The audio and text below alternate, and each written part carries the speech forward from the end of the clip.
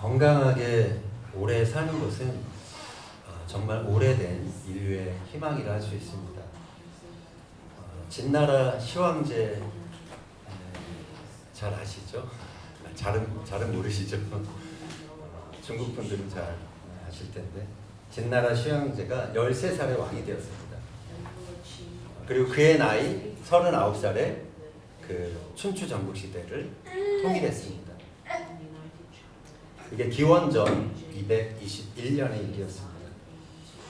평화의 시대가 왔고 또 세상을 다 가진 듯한 그는 그것을 아마 영원히 자기가 확보한 소유한 그 모든 것들을 영원히 누리고 싶었을 것입니다. 그래서 이 진시황이 한 것이 있습니다. 뭐였죠? 불로초. 불로초를 늙지 않는 약, 죽지 않는 약, 그것을 구한 것입니다. 여러 사람을 통해서 이 불로초를 찾게 했죠. 신비의 약을 바라던 이 진시황은 이약저약을 다 먹어봅니다. 그런데 그는 그의 나이 50살에 전국 순행을 마치고 돌아오는 길에 쓰러져 죽게 됩니다. 사인이 뭐였는지 아세요? 수은 과다복용이었습니다. 수은 중독. 약을 좋아했던 그가 결국은 그 약 때문에 수은 중독으로 인해서 인생을 마감했던 것입니다. 지금 구글에서는 인간의 생명을 500살까지 만들겠다라는 프로젝트를 진행하고 있다고 합니다. 여러분 한번 500살 생일이 돼서 생일 파티 한다는 겁니다. 생각해보세요. 좀 느껴지지도 않고 아찔합니다. 힘이 주어졌을 때, 힘을 가졌을 때 인간이 그것을 영속화하고 싶은 것, 그것은 인간의 심리인 것 같습니다. 이번 주 토라 포션을 보면 모세가 자신의 나이를 밝히는 장면이 나오죠. 이제 내 나이 120세라. 내가 더 이상 출입하지 못하겠고 여호와께서도 내게 이르시기를 너는 이 요단을 건너지 못하리라 하셨느니라. 모세는 이제 나이 120이라는 그의 마지막 생의 마지막 해를 맞이했고요. 그리고 자신이 이제는 이 나이라는 한계, 그리고 나는 이 요단을 건너가지 못한다라는 그 한계에 직면했던 것입니다. 한계에 부딪힌 모세에게 그러나 하나님은 마지막 2가지 사명을 맡기십니다. 그것이 무엇인지 우리가 함께 살펴보며 은혜를 나누고자 합니다. 신명기 31장 3절 같이 한번 읽겠습니다. 여호와께서 이미 말씀하신 것과 같이 내 하나님 여호와께서 너보다 먼저 건너가사 이 민족들을 내 앞에서 멸하시고 내가 그 땅을 차지하게 할 것이며 여호수아는 내 앞에서 건너갈지라. 자, 이제 여호수아가 등장합니다. 이스라엘 역사상 가장 위대했던 지도자 모세의 시대는 이제 저물어가고 있는 것이죠. 이제 그는 하나님께서 자신이 아니라 여호수아를 통해서 이스라엘 민족을 이끌어 가실 것을 알게 됩니다. 하나님께서는 모세가 사라진 뒤에, 그 위대한 지도자 모세가 사라진 뒤에 이제 이스라엘 백성들이 어떻게 행할지 그것을 생각하셔야 했던 것입니다. 그래서 모세에게 마지막 2가지 명령을 내리고 있는 것입니다. 유대인들이 토라, 창세기, 출애굽기, 레위기, 민수기, 신명기 이 5가지 토라에서 계명이 몇 가지라고 그들은 알고 있는지 혹시 들어보셨나요? 토라의 계명, 그 전체 계명을 613개로 그들은 알고 있습니다. 근데 오늘 이번 주 토라 포션에 마지막 두 개 계명이 나오게 됩니다. 612번째, 613번째입니다. 612번째 계명은 이렇습니다. 31장 10절 이하 같이 읽겠습니다. 모세가 그들에게 명령하여 이르기를 매 7년 끝해 곧 면제년의 초막절에 온 이스라엘이 내 하나님 여호와 앞 그가 택하신 곳에 모일 때에 이 율법을 낭독하여 온 이스라엘에게 듣게 할지니 곧 백성의 남녀와 어린이와 내 성읍 안에 거류하는 타국인을 모으고 그들에게 듣고 배우고 내 하나님 여호와를 경외하며 이 율법의 모든 말씀을 지켜 행하게 하고 또 너희가 요단을 건너가서 차지할 땅에 거주할 동안에 이 말씀을 알지 못하는 그들의 자녀에게 듣고 내 하나님 여호와 경외하기를 배우게 할지니라. 아멘. 자, 한마디로 하면 매 7년마다 백성들을 다 모아서 토라를 공개적으로 낭독해라. 이것이 612번째 계명인 것입니다. 이것은 유대인들은 하켈의 법칙이라고 부릅니다. 하켈. 하켈이 뭐냐면 모으다라는 뜻입니다. 명령입니다.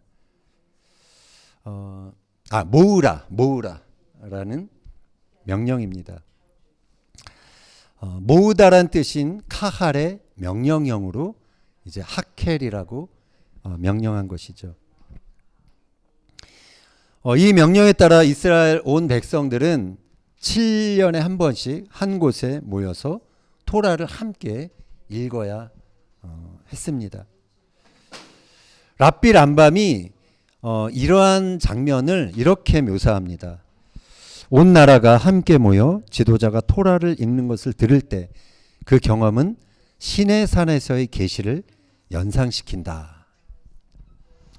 온 백성이 많은 사람들이 모여서 하나님을 경외하는 마음으로 이 말씀을 낭독하며 그것을 들을 때 그것은 그들의 조상들이 신의 산에서 처음 계명을 받을 때와 마찬가지의 그런 분위기일 것이다라고 이야기한 것입니다.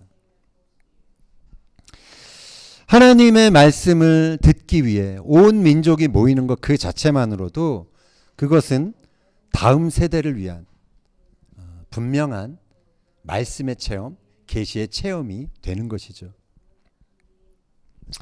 하나님은 이 하켈의 계명을 통해서 이스라엘 민족이 여러 세대를 지나면서도 멸하지 않는 비결을 가르치고 계시는 것입니다.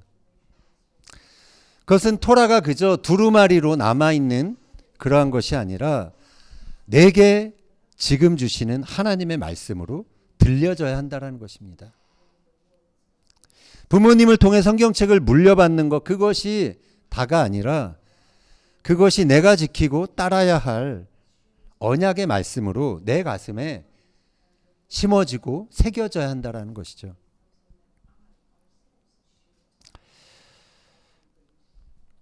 성경을 보면 이스라엘 백성들이 다 같이 모여서 토라를 함께 읽고 그러면서 온 민족적인 부흥과 언약을 갱신하는 그러한 경험을 하는 장면들이 나옵니다.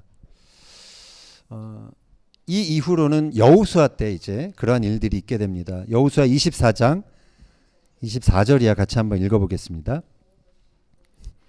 백성이 여호수아에게 말하되 우리 하나님 여호와를 우리가 섬기고 그의 목소리를 우리가 청종하리이다 하는지라. 그날에 여호수아가 세겜에서 백성과 더불어 언약을 맺고 그들을 위하여 율례와 법도를 제정하였더라. 자, 그리고 남유다 때 요시야 왕도 개혁을 할 때 이 말씀을 같이 읽으면서 그 개혁을 본격적으로 진행하게 됩니다. 열왕기하 23장 2절 3절 읽겠습니다.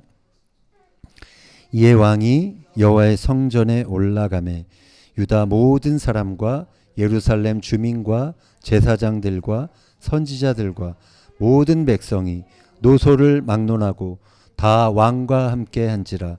왕이 여호와의 성전 안에서 발견한 언약책의 모든 말씀을 읽어 무리의 귀에 들리고 왕이 단 위에 서서 여호와 앞에서 언약을 세우되 마음을 다하고 뜻을 다하여 여호와께 순종하고 그의 계명과 법도와 율례를 지켜 이 책에 기록된 이 언약의 말씀을 이루게 하리라 하매 백성이 다 그 언약을 따르기로 하니라. 아멘. 네, 율법 두루마기를 발견해서 요시야 왕이 직접 백성들을 다 모아놓고 읽는 그 장면이 얼마나 감격적이었을까요? 느헤미야 당시에도 느헤미야가 개혁을 할 때 이 말씀의 낭독을 통해서 초막절 때 온 백성이 모인 그 자리에서 말씀을 낭독하면서 그의 개혁을 이제 완성하게 되죠. 느헤미야 8장 1절 이하 같이 읽겠습니다. 이스라엘 자손이 자기들의 성읍에 거주하였더니 일곱째 달에 이르러 모든 백성이 일제히 수문 앞 광장에 모여 학사 에스라에게 여호와께서 이스라엘에게 명령하신 모세의 율법책을 가져오기를 청하매 하나님의 율법책을 낭독하고 그 뜻을 해석하여 백성에게 그 낭독하는 것을 다 깨닫게 하니 백성이 율법의 말씀을 듣고 다 우는지라. 아멘. 이처럼 온 국민이 함께 모여 토라의 말씀을 읽고 언약을 새롭게 하는 이러한 경험을 통해서 이스라엘 민족은 멸망의 길에서 돌이킵니다. 그리고 다시 자신들의 사명에 헌신할 수 있게 된 것입니다. 이 하켈의 명령, 모여서 토라를 읽으라. 이 하켈의 명령을 지킴으로 이스라엘 민족은 새로움을 유지했던 것입니다. 영적인 새로움을 유지했고 그래서 멸하지 않는 불멸의 길을 갈 수 있었던 것입니다. 자, 여기까지가 612번째 계명이었고 마지막 613번째 계명이 뭘까요? 신명기 31장 9절 한번 보겠습니다. 그러므로 이제 너희는 이 노래를 써서 이스라엘 자손들에게 가르쳐 그들의 입으로 부르게 하여 이 노래로 나를 위하여 이스라엘 자손들에게 증거가 되게 하라. 자, 마지막 계명은 토라의 내용을 노래로 만들어 부르게 하라는 것입니다. 노래는 우리가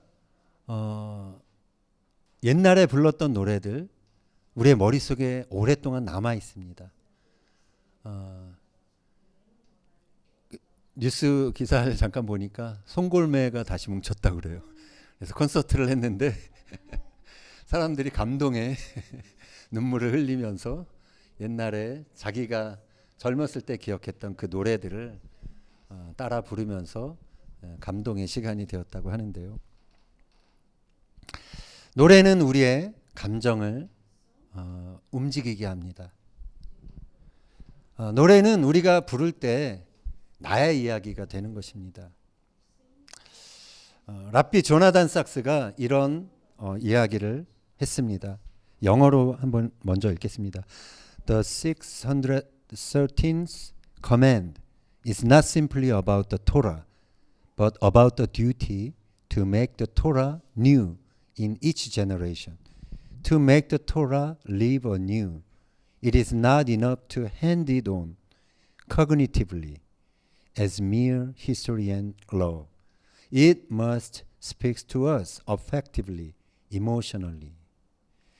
이 613번째 계명은 단순히 토라 자체에 관한 것이 아니라 토라를 세대마다 새롭게 하는 의미에 관한 것이라는 것입니다. 토라를 살아있게 하려면 그것을 단순히 역사와 법으로 그리고 인지적으로 전수하는 것으로는 충분하지 않다라는 것이죠. 그것은 우리에게 정서적으로 감정적으로 말해야 하는 것이다라고 이분이 말을 했습니다. 일리 있는 말입니다. 토라를 왜 노래로 불러야 할까요? 그것은 우리가 그것을 노래해야 토라가 나의 이야기가 되기 때문에 그렇습니다. 우리가 노래해야 다른 사람들이 그것을 듣고 따라 부를 수 있기 때문입니다. 토라에 우리의 감정과 열정이 담겨져 있지 않다면, 내가 전하는 그 토라에 감정과 열정이 담겨져 있지 않다면 그것을 지금과 다음 세대에 전달하기는 어렵다라는 것이죠. 모세는 이스라엘 백성들의 미래를 예견하면서 또 계속해서 다음과 같은 예언을 남깁니다. 20절 같이 읽겠습니다. 내가 그들의 조상들에게 맹세한 바 젖과 꿀이 흐르는 땅으로 그들을 인도하여 드린 후에 그들이 먹어 배부르고 살찌면 돌이켜 다른 신들을 섬기며 나를 멸시하여 내 언약을 어기리니. 자, 모세는 이 백성들의 미래를 예견했던 것 같습니다. 이 말씀의 예언처럼 이스라엘 백성들의 멸망의 원인은 궁핍이 아니었습니다. 풍요였습니다. 그들의 멸망의 원인은 고난 때문이 아니었습니다. 안락함 때문이었습니다. 모세는 이어서 말합니다. 21절 이하 같이 읽겠습니다. 그들이 수많은 재앙과 환난을 당할 때에 그들의 자손이 부르기를 잊지 아니한 이 노래가 그들 앞에 증인처럼 되리라. 나는 내가 맹세한 땅으로 그들을 인도하여 드리기 전 오늘 나는 그들이 생각하는 바를 아노라. 그러므로 모세가 그날 이 노래를 써서 이스라엘 자손들에게 가르쳤더라. 모세는 이스라엘 민족 앞에 증거가 될 노래를 남겼습니다. 노래는 기억에 오랫도록 남는 특성이 있습니다. 그래서 모세가 남긴 노래는 이스라엘 자손들이 부르기를 잊지 아니한 노래가 되었습니다. 그들이 그 노래를 기억하는 한 그들은 하나님의 언약이 결코 땅에 떨어지지 않고 그분의 뜻을 다 이룬다는 그 사실을 깨닫게 될 것입니다. 그리고 다시 하나님께 돌아올 수 있게 되는 것입니다. 그 노래가 어떤 내용일까요? 그 내용은 다음 주 토라포션에 나옵니다. 신명기서 32장에 모세가 부른 노래가 나옵니다. 자, 그런데 이 모세의 노래는 요한계시록에도 등장합니다. 마지막 때의 성도들이 이 모세의 노래를 부른다라고 나와 있습니다. 한번 보겠습니다. 요한계시록 15장 2절 3절.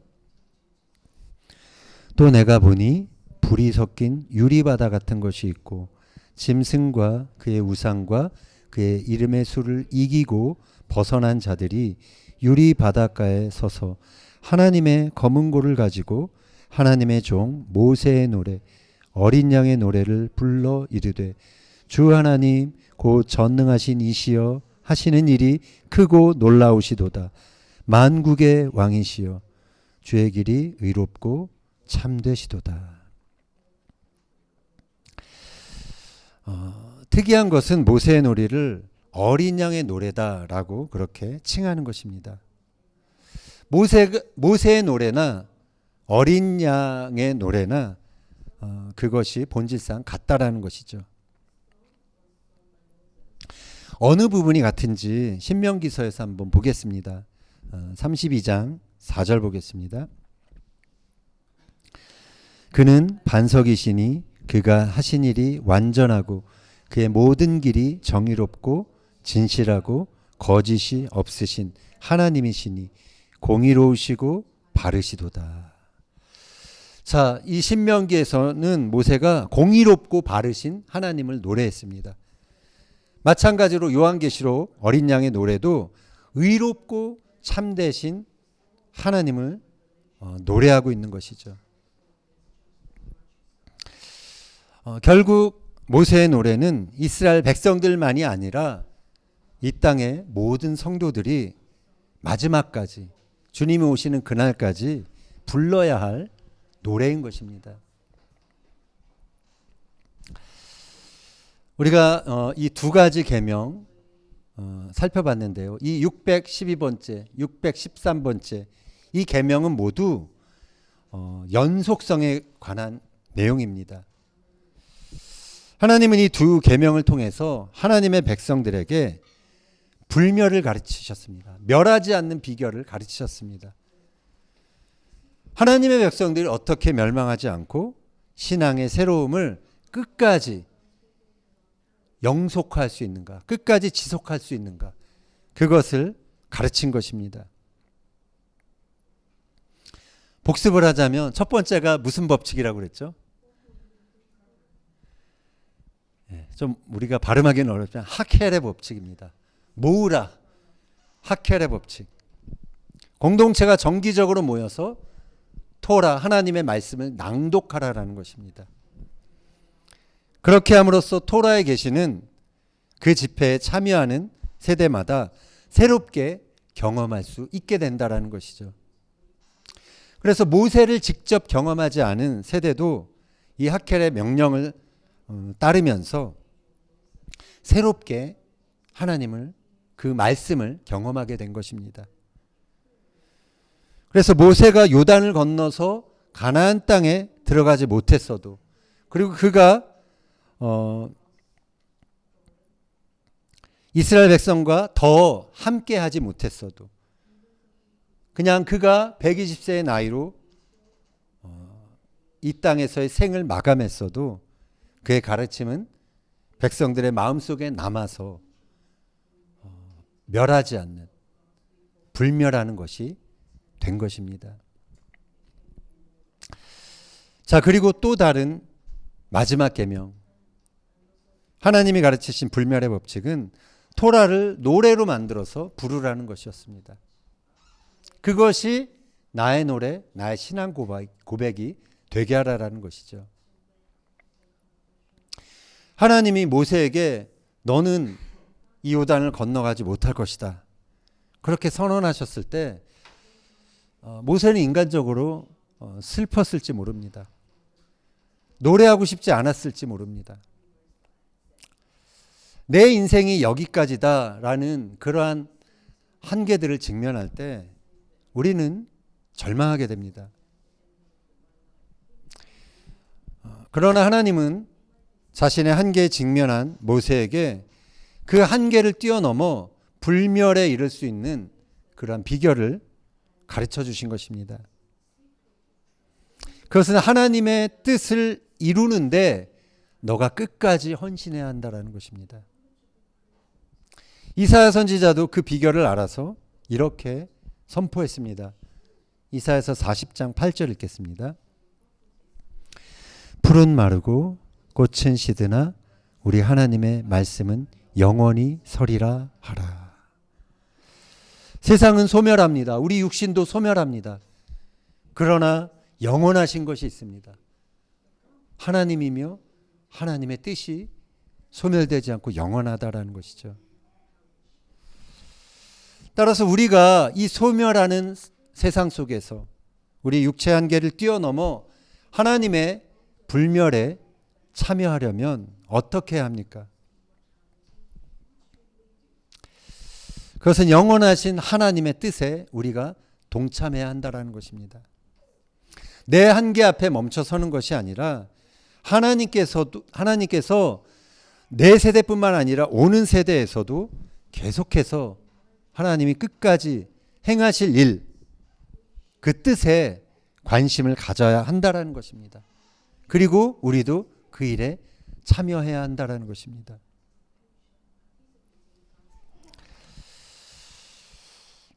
하나님은 우리가 내 세대에 다 못한 일들, 그것을 다음 세대를 통해서도 계속해서 이루어 가시는 것입니다. 그래서 이 믿음의 세대를 일으키는 것, 이것은 나의 한계를 극복하고 하나님의 불멸에 동참하는 비결이 되는 것입니다. 지난 월요일이 유대 신년이었습니다. 그리고 그 신년으로부터 열흘간의 기간을 유대인들은 경외의 날들이라고 부르면서 하나님 앞에 특별히 기도하는 시간을 갖습니다. 10월 5일 이제 욤키푸르까지 열흘간의 경외의 날들이 이어지고 있습니다. 유대인들은 하나님의 생명책에 자신이 기록되기 위해서 이 기간에 본격적으로 참여를 합니다. 어떤 사람에게 잘못한 일이 기억나면 그 사람의 직접 전화를 하든 아니면 직접 찾아가든 구체적으로 자신의 잘못을 이야기하고 용서를 구하는 일들을 하게 됩니다. 그리고 이 기간 동안 도네이션, 구제연금도 많이 내게 되죠. 유대인들은 욤키푸르가 자신들의 운명을 결정하는 그런 날이라고 믿기 때문에 그러한 노력들을 하는 것입니다. 그들도 그 민마음에는 불멸, 영원한 것, 영생을 바라고 있는 것이죠. 그러나 욤키푸르의 진정한 의미는 예수님이 다시 오셔서 최후 심판을 행하실 때 완성이 됩니다. 요한계시록 20장 12절 15절 같이 읽겠습니다. 또 내가 보니 죽은 자들이 큰 자나 작은 자나 그 보좌 앞에 서 있는데 책들이 펴 있고 또 다른 책이 펴졌으니 곧 생명책이라. 죽은 자들이 자기 행위를 따라 책들에 기록된 대로 심판을 받으니 누구든지 생명책에 기록되지 못한 자는 불못에 던져지더라. 자, 하나 생명책이 있고 또 다른 책, 사망에 던져지는 사람들의 명단이 기록된 그 책, 두 책이 마지막에 놓여져 있는 것이죠. 하나님의 생명책에 내 이름이 기록되지 못하고 영원한 사망에 이르게 된다라는 것은 사실 인간의 두려움 중에 가장 핵심적인 두려움인 것입니다. 예수님은 우리를 이 두려움에서 건져주시기 위해서 이 땅에 오셨습니다. 이 땅에 오셔서 나의 죄를 위한 희생 제물로 죽으신 것입니다. 히브리서 9장 27절 이하 읽겠습니다. 한번 죽는 것은 사람에게 정하여진 것이요 그 후에는 심판이 있으리니 이와 같이 그리스도도 많은 사람의 죄를 담당하시려고 단번에 들이신 바 되셨고 구원에 이르게 하기 위하여 죄와 상관없이 자기를 바라는 자들에게 두 번째 나타나시리라. 아멘.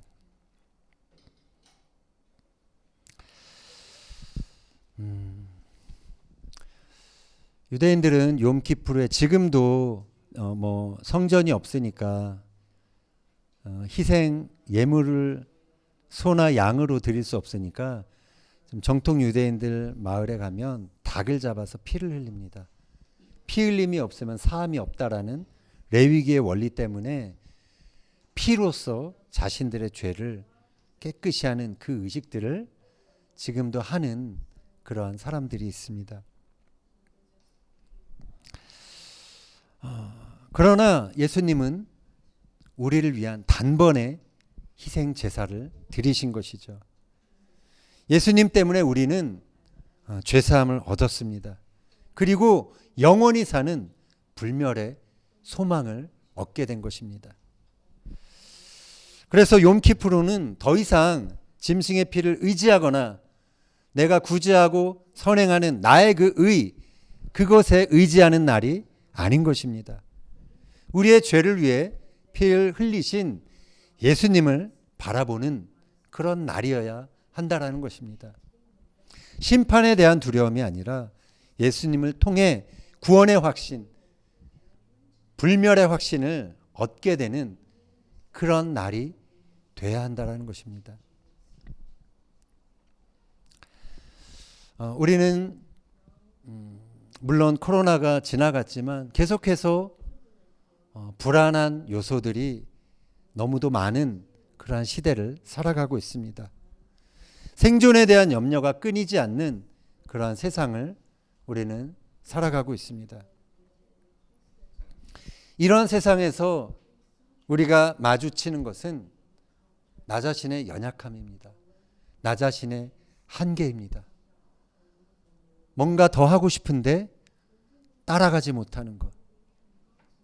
내 건강이, 나의 능력이 따라가지 않는다라는 그러한 생각 때문에 우리는 우리의 한계를 보고 절망하게 됩니다. 그러나 하나님께서는 우리의 한계를 넘어서 우리의 영원한 것을 예비하시고 그것으로 우리를 이끄시는 하나님이신 것입니다. 하나님은 지금도 모세의 노래를 부르며 하나님이 하실 영원한 일에 주목할 사람들을 찾고 계십니다. 하나님의 나라와 그의 의를 구하는 것, 그것이 이 소멸하는 세상에서 불멸하지 않는, 멸하지 않는 영원한 유일한 것이죠. 바라기는 우리가 함께 모여서 하나님의 말씀을 나누고 또 의롭고 참되신 하나님을 노래하면서 이 유한한 세상에서 영원하신 하나님을 우리의 찬양으로, 우리의 노래로 증거하는 주의 백성들이 되시기를 예수님의 이름으로 축원합니다.